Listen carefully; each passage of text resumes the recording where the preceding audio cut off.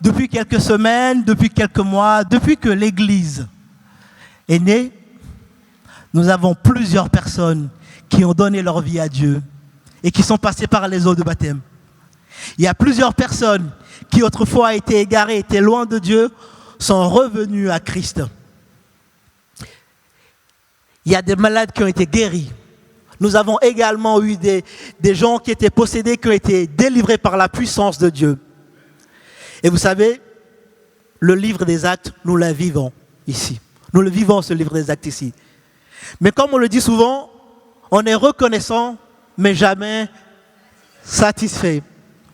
Nous sommes reconnaissants, mais jamais satisfaits. Pourquoi? Parce que le cœur de Dieu déborde tellement d'amour pour chacun d'entre nous. Le cœur de Dieu déborde tellement d'amour pour cette ville, pour Tassin, pour chacun d'entre nous. La Bible déclare qu'avant même qu'on soit né, avant même qu'on soit dans le ventre de nos mères, Dieu nous connaissait déjà. La Bible dit que nos cheveux sont même comptés sur nos têtes. Dieu nous aime. Et il a un plan merveilleux pour chacun d'entre nous. La question, est-ce que nous voulons tenir sa main? Il nous tend une main. Et il veut qu'on saisisse ses mains pour qu'il puisse nous emmener dans cette belle vie, dans cette belle chose qu'il a prévue pour nous d'avance.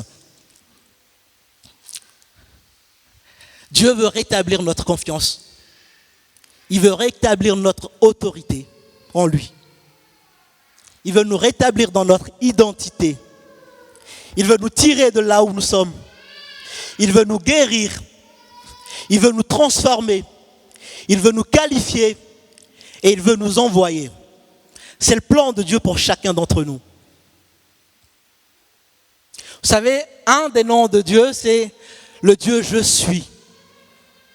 Je suis parce qu'il est toujours présent à nos côtés. Il n'y a rien que nous puissions vivre sur cette terre. Il n'y a rien que nous puissions expérimenter dans notre vie et Dieu ne pourrait pas être à côté de nous. Il est toujours présent. C'est le Dieu je suis. Et donc le thème de mon message aujourd'hui, c'est « Je suis ton voix ». J'aimerais qu'on lise ensemble dans mon texte de base, qui est dans Exode 3, à partir du premier verset jusqu'au verset 15, qui dit « Moïse faisait paître les brebis de son beau-père Jéthro, prêtre de Madian. Il mena son troupeau au-delà du désert et parvint jusqu'à Horeb, la montagne de Dieu. L'ange de l'Éternel lui apparut dans une flamme au milieu d'un buisson. Moïse aperçut un buisson qui était tout embrasé et qui pourtant ne se consumait pas. Il se dit alors, je vais faire un détour. Dans d'autres versions, c'est je vais me détourner. J'aime bien cette version. Me détourner de mon quotidien, me détourner de mes habitudes, me détourner de ce qui représente ma vie actuellement pour aller vers. Je vais me détourner pour aller regarder ce phénomène extraordinaire et voir pourquoi le buisson ne se consume pas. L'Éternel vit que Moïse faisait un détour pour aller voir et il appela du milieu du buisson, « Moïse, Moïse ». « Je suis là », répondit Moïse. Et dans d'autres versions également, c'est marqué « Me voici », la réponse de Moïse. Dieu lui dit, « N'approche pas ici, ôte tes sandales, car le lieu où tu te tiens est un lieu saint. » Puis il ajouta, « Je suis le Dieu de tes ancêtres, le Dieu d'Abraham, le Dieu d'Isaac et le Dieu de Jacob. » Alors Moïse se couvrit le visage car il craignait de regarder Dieu. L'Éternel reprit, « J'ai vu la détresse de mon peuple en Égypte et j'ai entendu les cris que lui font pousser ses oppresseurs. Oui, je sais ce qu'il souffre. C'est pourquoi je suis descendu pour le délivrer des Égyptiens, pour le faire sortir d'Égypte et le conduire vers un bon et vaste pays, un pays ruisselant de lait et de miel, celui qu'habitent les Cananéens, les Hittites, les Amoréens, les Phérésiens, les Héviens et les Yébusiens. À présent, les cris des Israélites sont parvenus jusqu'à moi et j'ai vu à quel point les Égyptiens les oppriment. Va donc maintenant, je t'envoie vers Pharaon pour que tu fasses sortir d'Égypte les Israélites, mon peuple. » Moïse dit à Dieu, « Qui suis-je moi pour aller trouver le Pharaon et pour faire sortir les Israélites d'Égypte ?» Sache que je serai avec toi, répondit Dieu. Et voici le signe auquel on reconnaîtra que c'est moi qui t'ai envoyé. Quand tu auras fait sortir le peuple hors d'Égypte, vous m'adorerez sur cette montagne-ci. Moïse reprit, j'irai donc trouver les Israélites et je leur dirai, le Dieu de vos ancêtres m'a envoyé vers vous. Mais s'ils me demandent, quel est son nom, que leur répondrai-je? Alors Dieu dit à Moïse, je suis celui qui est.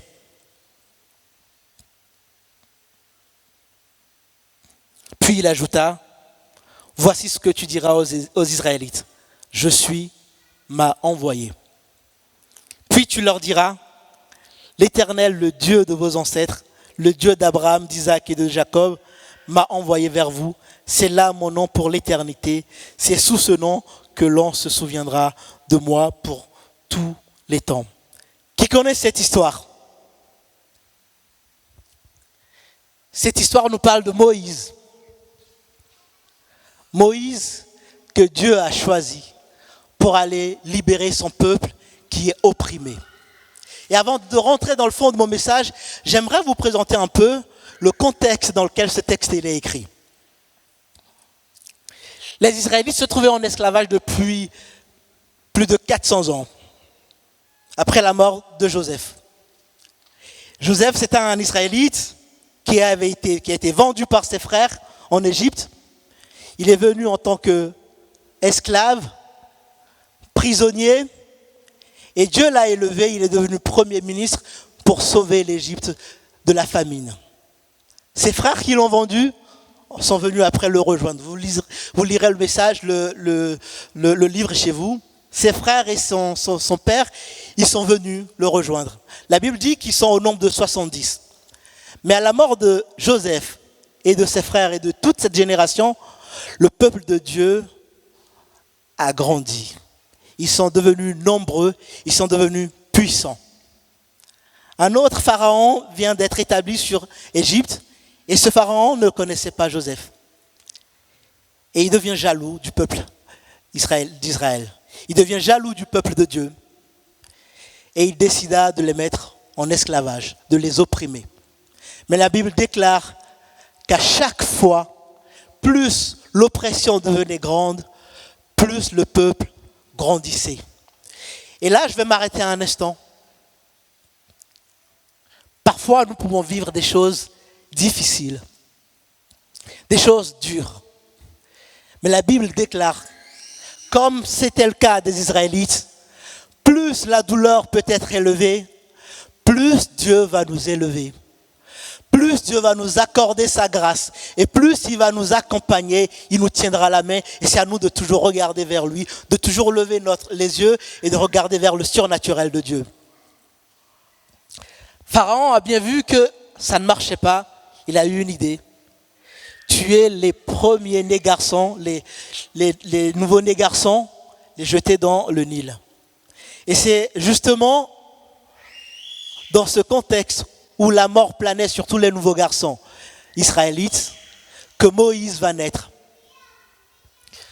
Moïse naît dans cet environnement. Et malgré cet esprit de mort, Acte 7, verset 20 nous dit qu'il y a une grâce particulière qui a été posée sur la vie de Moïse. Une grâce particulière sur sa vie alors qu'il y a un esprit de mort qui planait. Dieu se souvient toujours de ses enfants. Dieu se souvient toujours de chacun d'entre vous. Peu importe ce que vous vivez, peu importe ce qui se passe, sa grâce, elle est quotidiennement posée sur votre vie. La suite de l'histoire, vous la connaissez. Moïse, placé dans une corbeille, posé sur le Nil, la fille de Pharaon le récupère, élevé dans le château. Il a reçu les éducations égyptiennes. Il grandit. Et dans Actes, chapitre 7 au verset 22, la Bible nous dit qu'il a reçu, il a été instruit de la science des Égyptiens. Et tout ce qu'il disait, ses paroles et ses actes avaient des effets remarquables. Moïse, à l'âge dans sa jeunesse ou à l'âge adulte, était quelqu'un d'intelligent, quelqu'un de fort, quelqu'un qui parlait et ce qu'il disait avait de la valeur. Mais c'est justement là, parce qu'il n'a pas oublié qu'il est israélite, il est allé défendre un de ses frères et cela a conduit à la mort d'un Égyptien. Tout s'écroula à ce moment. Moïse le prince, Moïse, celui qui avait la grâce de Dieu, se retrouve en fuite, pourchassé. Il part. Il se retrouve alors à Madian, comme berger, serviteur de son beau-père. Imaginez un prince, il était servi, il avait tout, et se retrouve seul, abandonné. Imaginez un peu le sentiment de Moïse à ce moment-là. Impuissance,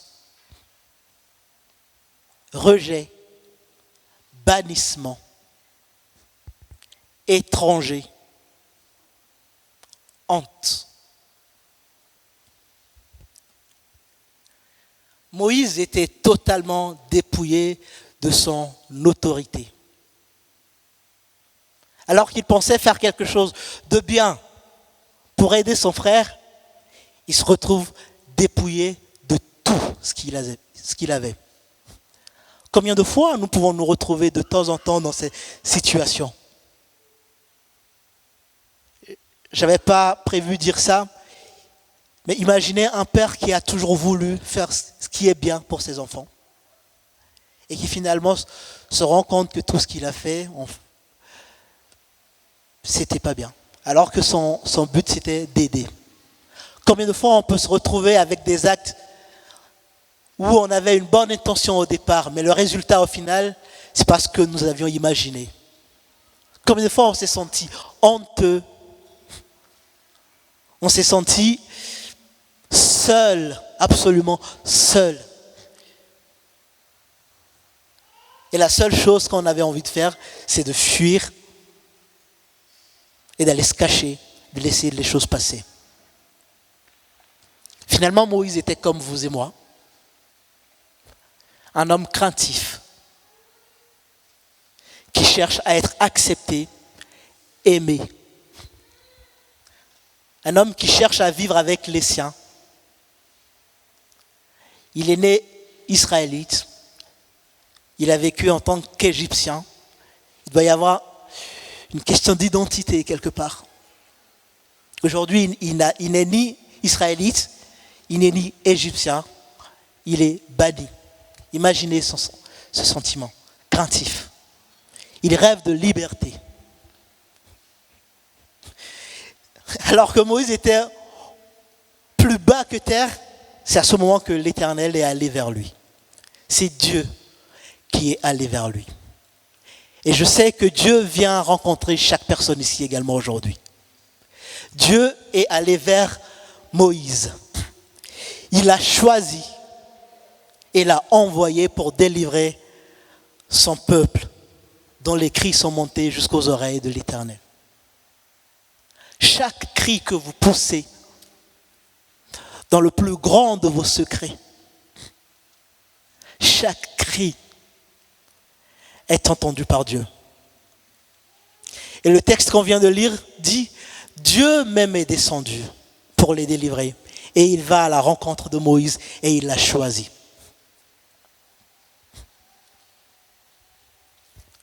Chers amis, j'ai une bonne nouvelle pour vous. La rencontre avec Dieu change nos vies. La rencontre avec Dieu change nos pleurs en joie. La rencontre avec Dieu nous libère totalement de tout ce qui nous oppresse. La rencontre avec Dieu nous fait expérimenter ce que c'est que le vrai amour. Seul lui nous aime inconditionnellement, peu importe qui on est.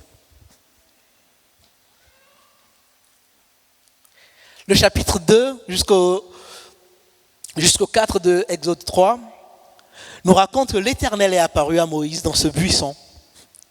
Et la Bible nous dit que cette puissance surnaturelle a attiré Moïse. Il a vu ce buisson ardent qui brûlait mais qui ne se consumait pas. Il y avait le feu mais ça ne se consumait pas. Et ce phénomène surnaturel a attiré son regard et il est venu. On peut lire, il dit Moïse, je vais faire un détour, je vais me détourner pour aller regarder ce phénomène extraordinaire et voir pourquoi le buisson ne se consume pas. Et là, je vais m'arrêter un petit instant sur ce détour, se détourner. Il s'est détourné. Et ce que ça montre dans le cœur de Moïse, c'est sa curiosité. Moïse était curieux. Non seulement il était curieux, il avait également un intérêt pour les choses divines, pour les choses d'en haut. Et il recherchait aussi des réponses aux questions qu'il se posait. Il s'est détourné et Dieu l'a appelé. Et j'aimerais vous dire aujourd'hui, chers amis, nous avons besoin de temps en temps de nous détourner de nos vies. Nous avons de temps en temps besoin de nous détourner de notre quotidien et d'aller vers ce feu qui va brûler, qui ne nous consumera pas. Mais au contraire, va nous donner une force extraordinaire, une autorité que jamais on n'a eue, un amour qu'on n'a jamais ressenti. Nous avons besoin de nous détourner pour aller vers la source de cette vie. Et la source de vie a un nom, Jésus-Christ de Nazareth. Et il est là présent aujourd'hui. Vous êtes peut-être là aujourd'hui et c'est juste un détour dans votre programme de vacances. Ou peut-être que vous avez l'habitude de regarder nos réseaux sociaux, vous voyez une joie qui se dégage, quelque chose qui se passe et vous venez pour voir qu'est-ce qui se passe concrètement dans ces lieux. J'aimerais vous dire, ou Dieu voudrait vous dire, ce n'est pas un hasard si vous êtes là aujourd'hui. Ce détour va changer votre vie parce que Dieu vous appelle et vous avez besoin de répondre présent à son appel.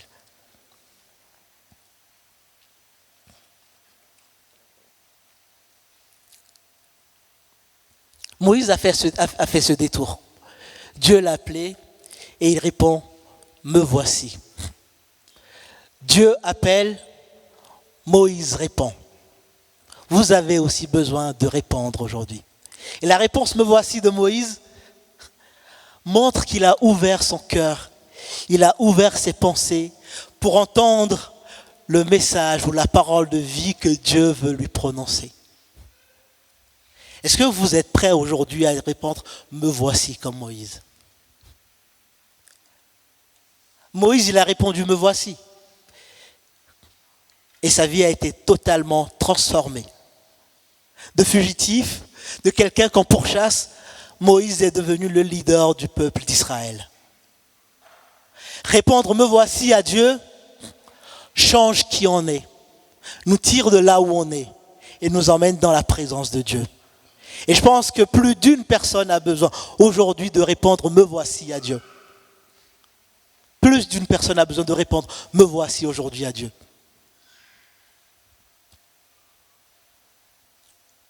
Moïse était à Madian, et quand il était à Madian, il était un homme brisé. Il était un homme blessé au niveau émotionnel. Il était un homme blessé au niveau relationnel. Il était perdu, il n'avait plus de repères. Et quand il a répondu « Me voici », il n'a pas encore changé, Moïse. C'est toujours le même gars quand même. C'est toujours la personne blessée. C'est toujours la personne que personne ne veut, à qui personne ne veut parler. Il ne peut même pas aller chez lui. Et le nom qu'il donna à son fils traduit même ses sentiments. Gershom, qui signifie étranger, bannissement. C'est ce qu'il a donné à son fils, à Madian. Je suis un étranger. J'ai été banni. C'était le sentiment de Moïse. Et tout ça n'a pas changé quand il a répondu « Me voici Seigneur ». C'est toujours présent quand même. Mais Dieu va lui dire dans Exode 3 au verset 9 « Je t'ai choisi pour libérer mon peuple. Je t'envoie vers Pharaon pour sortir mon peuple de l'esclavage. Je me suis posé un peu sur ça quand je lisais ce passage. Il était toujours blessé, mais Dieu lui dit direct, je t'ai choisi pour libérer mon peuple.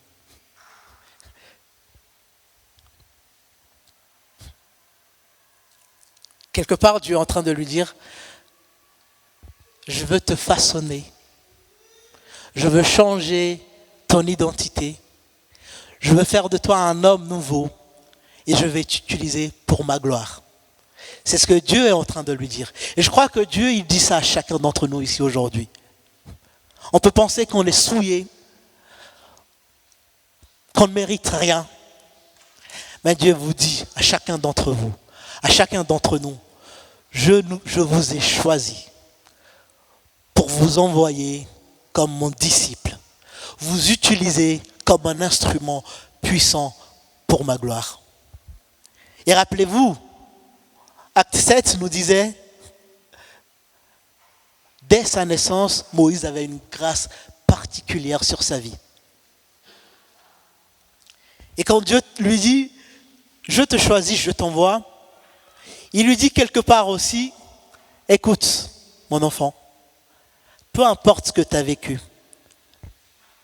peu importe ce que tu es devenu à cause de tes actes, de ton péché, de tes pensées, peu importe ce que tu es devenu, ma grâce est toujours disponible pour toi si tu décides de saisir ma main. Et aujourd'hui, je crois que Dieu dit ça à beaucoup de gens parmi nous aujourd'hui. Peu importe ce que vous avez fait, peu importe ce qui vous rend honteux, peu importe vos agissements, la grâce de Dieu, elle est toujours disponible pour vous. Vous avez juste à saisir sa main. Seigneur, je veux être près de toi. Et il va vous envoyer comme il a fait avec Moïse.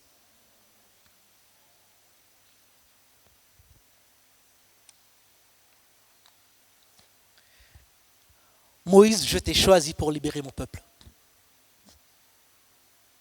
Il a été choisi. Et à ce moment, Moïse commence à parler à Dieu.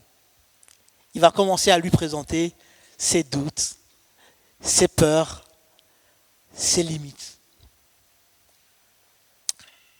J'ai lu plusieurs commentaires par rapport aux limites que Moïse présentait à Dieu. Beaucoup de ces commentaires trouvaient que Moïse trouvait des excuses. Peut-être vrai. Mais je crois au plus profond de mon être que c'est bien plus que des excuses. Moïse était juste en train de raconter à Dieu ses problèmes. Moïse était tout simplement en train de raconter à Dieu ses peurs et ses doutes. Et je pense qu'aujourd'hui, tu dois raconter également tes peurs et tes doutes à Dieu. Parce qu'en racontant tes peurs et tes doutes à Dieu, Dieu t'accorde sa solution. Dieu, il te délivre de ses peurs, il te délivre de ses doutes et il te donne un nom nouveau. Raconte tes peurs à Christ. Moïse, il avait des limites personnelles. Exode 3, verset 11. Mais qui suis-je? En fait, il disait, je ne suis rien. Je ne suis qu'un moins que rien. Pourquoi tu me choisis moi? Je ne peux pas y aller. Il avait des limites personnelles. Moïse, il craint l'incrédulité du peuple. Et s'ils ne me croient pas et ne m'écoutent pas, s'ils me disent, l'Éternel ne t'est pas apparu. Qu'as-tu dans... Là, dans ce passage, je ne vais pas tout lire. Dans ce passage, Moïse est en train de dire, et si on ne me croit pas? N'oubliez pas que c'est un Israélite qui a dit, qui t'a établi comme chef sur nous? Et donc il avait peur de l'incrédulité de son peuple. Je manque d'éloquence, dit Moïse. Je ne sais pas parler. C'est vrai, David, il sait mieux parler que moi. Gaëtana, Déborah, Irvine sait mieux parler que moi, Seigneur. Pourquoi tu me choisis, moi? Il raconte ses peurs et ce qu'il pense ne pas savoir faire à Dieu. Il va même à demander à Dieu, va envoyer d'autres personnes, envoie d'autres chefs. Les autres sont mieux que moi. Et je sais que parfois, on a ce sentiment, les autres sont mieux que nous. Je ne suis pas digne de faire ce que Dieu me demande de faire. Moïse, il a tout, absolument tout raconté à son Dieu. Ne garde pas tes doutes aujourd'hui. Raconte-les à Dieu. Parce que lorsque tu les racontes, Dieu, il te donne des solutions.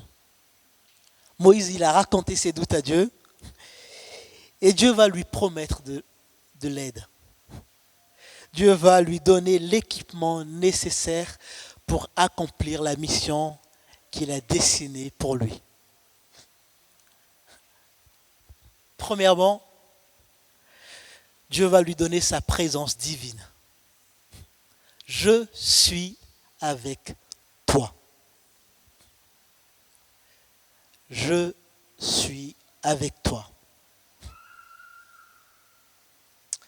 La présence de Dieu vaut mieux que toute autre chose sur cette terre. Moïse disait, qui suis-je? Je ne suis personne. Dieu lui répond, ne t'inquiète pas, je t'envoie et je suis avec toi. Dieu donne toujours ce qu'il ordonne. Il demande à Moïse d'aller, mais il est avec lui. Moïse n'y va pas seul, Dieu est avec lui. Et Dieu veut te dire également aujourd'hui, je suis avec toi dans tes situations. Peu importe ce que tu traverses, je suis avec toi. Je me suis fait la réflexion, pourquoi Dieu a choisi ce nom « Je suis » ? Pourquoi il dit, mon nom c'est « Je suis ». Il aurait pu dire, je m'appelle El Shaddai, et on aime bien ça, le Dieu tout-puissant. Voilà. Là, je me sens en sécurité, parce qu'il est tout-puissant. Il aurait pu choisir ça. Il aurait pu dire, je m'appelle Yahweh Jireh, qui signifie l'Éternel qui guérit. Il aurait pu. Il aurait pu dire, je m'appelle Adonai, qui signifie l'Éternel Dieu règne. Non, il n'a pas choisi ça. Il dit, mon nom c'est Je suis. Parce que Moïse avait besoin à ce moment-là précis de quelqu'un, d'un Dieu qui reste à côté de lui. D'un Dieu qui ne va pas l'abandonner parce qu'il a très peu confiance en lui. Il est en doute. Il a besoin d'un Dieu qui restera présent avec lui. Que ce soit devant le Pharaon, avec les Israélites, il a besoin d'un Dieu présent. Et Dieu lui dit, je suis avec toi. Et c'est même plus grand que Moïse.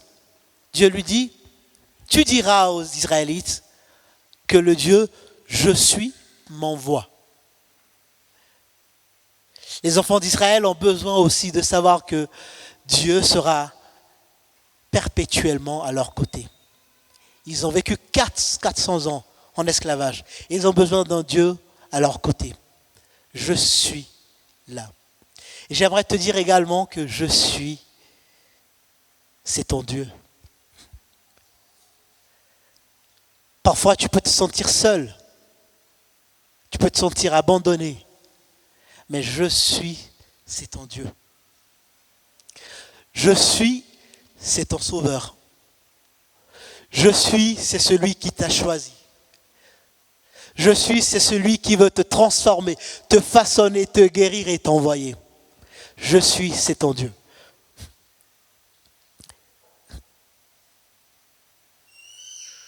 Dieu, il est en train de dire à Moïse, je suis celui qui est toujours présent. Je ne fais jamais défaut.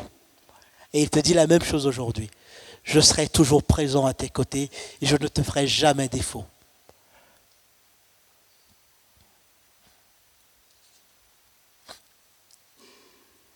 Dieu va également équiper Moïse en lui donnant son autorité. Il reçoit une autorité divine. Moïse qui fuyait, quand Dieu est venu à ses côtés, plus rien ne pourrait plus l'effrayer. Il allait devant le Pharaon et il parlait au Pharaon avec autorité et assurance. Moïse, il parlait aux Israélites avec autorité et assurance. Dieu l'a équipé de son autorité. Et Dieu veut nous équiper, chacun d'entre nous également, de son autorité divine. Il suffit juste que nous l'acceptons, parce qu'il ne force jamais le Seigneur. Moïse va recevoir également une aide divine.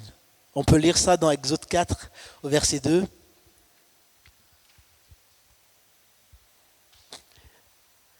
Dieu demande à Moïse, qu'as-tu dans la main? Un bâton. Jette-le par terre.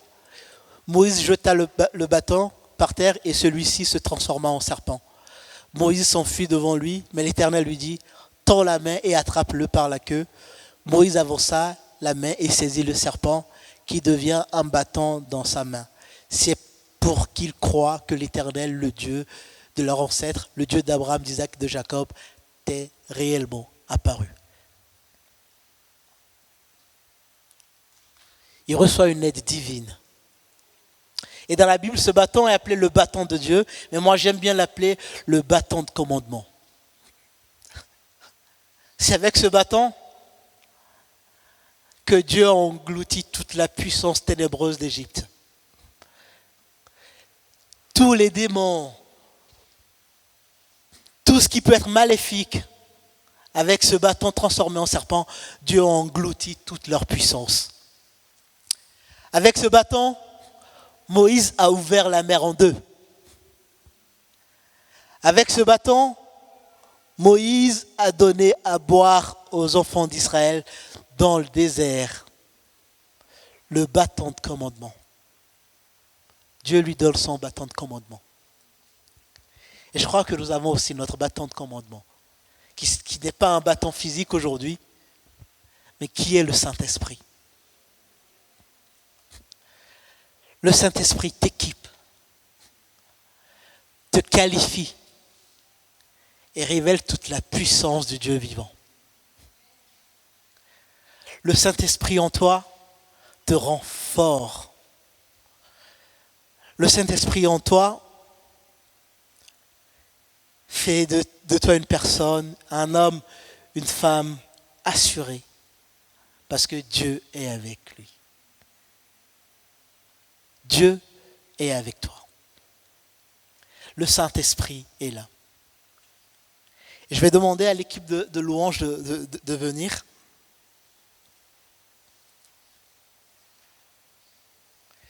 Tu leur diras, je suis m'a envoyé vers vous. Je pense que je suis veut vous envoyer aussi aujourd'hui. Mais vous avez bien compris le processus de Moïse. Il fuit, il est abandonné, c'est un étranger, c'est un banni. Dieu a rétabli son identité.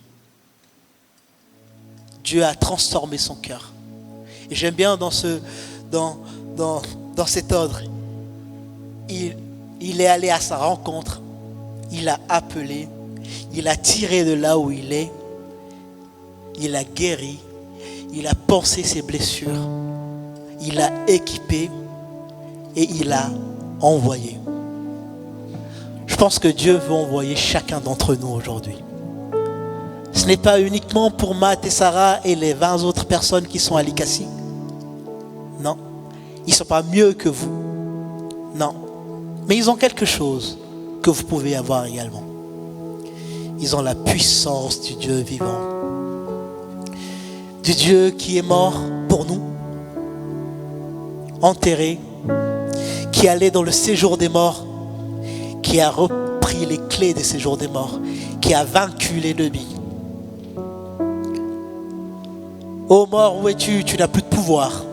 C'est ce Dieu-là que nous servons. Et il nous donne son esprit. Afin que chaque chaque pas que nous allons faire, qu'on soit assuré qu'il est avec nous. Ce Dieu, il est présent avec chacun d'entre nous. Il est présent avec vous.